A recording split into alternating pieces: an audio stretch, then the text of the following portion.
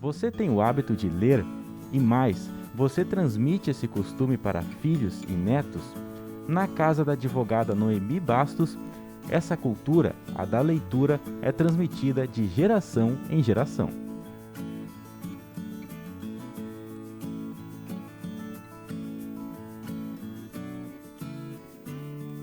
Eu me lembro do meu pai lendo de manhã, tomando chimarrão, ele e a mãe tomando chimarrão, e primeiro ele lia o jornal, depois ele lia um livro.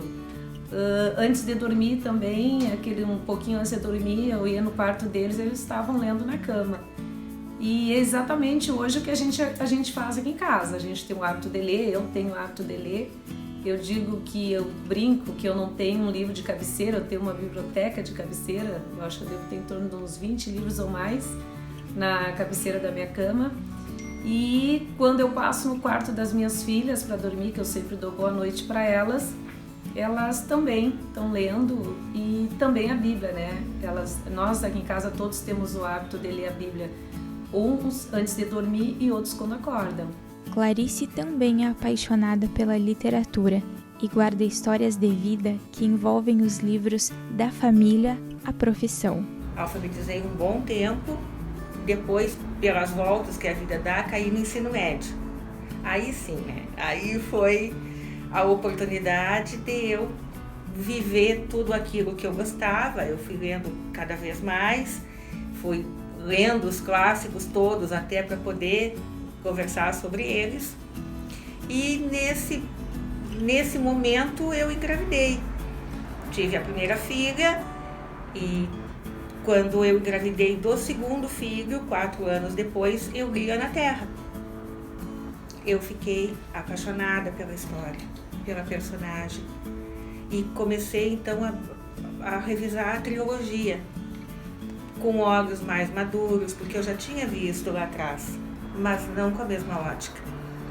Aí eu fiquei impressionada assim, com a riqueza de detalhes, com a forma como o Veríssimo colocou em cada personagem um pedacinho de características nossas, a história fiel da colonização do Rio Grande do Sul, e tudo aquilo foi me conduzindo ao cada vez mais apreço pela obra.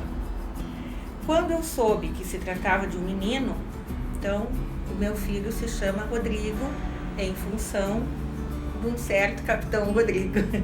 Enquanto alguns livros conectam famílias e outros quem está distante, Rafael Petroni conheceu recentemente o autor da obra que o transformou, do santamariense Lauro Trevisan.